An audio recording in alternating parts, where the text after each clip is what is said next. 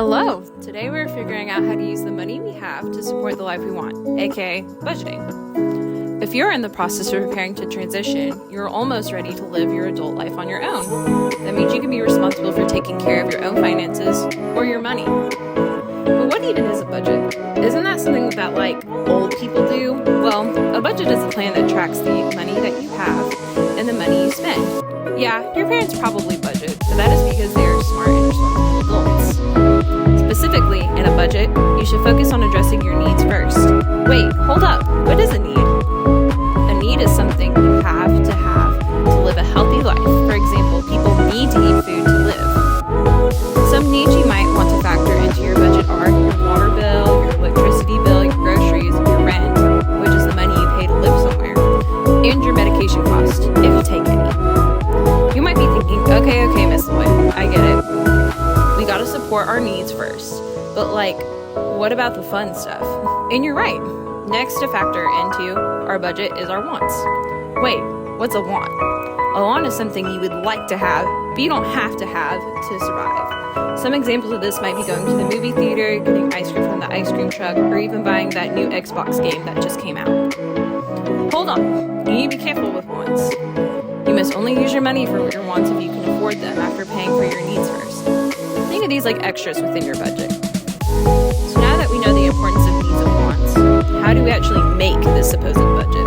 Well, first you gotta make a chart. You can either do this on a piece of paper or on the computer if you have one. Using Google Sheets will be a good program to use on the computer for this. Step 1. Make columns on your chart with your needs listed on it for the month. Here, you'll place your bills, rent, groceries, and medication. Step 2. Next to your needs in the neighboring boxes, write down the cost of all these things. For example, you might want to allot $300 to spend on groceries for the month and $150 for your electricity bill. Step 3. Calculate the amount of your needs cost compared to the amount of money you have or earn for that time period. The first part of this step will require us to add all the expenses together. If you need to, feel free to use a calculator to figure this part out or even double check your work. For example, if you spend $100 on your internet bill, $150 on your electricity, $150 on your water, $300 on groceries, and $800 on rent, you would write out 100 plus 150 plus 300 plus 600. That would make for a total of $1,150. Next, you need to use subtraction to subtract these expenses from our earnings. For example, if you make $1,500 for the month working at your job, you would write out 1,500 minus 1,150. That would make for a difference of $350. And guess what? That's what you have left over for your wants. Remember, you want this number to be positive and not negative. A negative number would mean you don't have enough money for your needs and might need additional help. Step 4. Make columns on another section of the chart for your wants. You might write out that you want to be able to go to the movies with friends, go to the arcade, and grab Taco Bell for dinner that month. Step 5. Next to your wants in the neighboring boxes, write out the cost of your wants. For example, you might plan to spend $50 at the movies, for the ticket and snacks, of course, $75 at the arcade, and $20 at Taco Bell. Step 6. Calculate the cost of your wants. Much like we already did for our needs, you're going to add up all those expenses.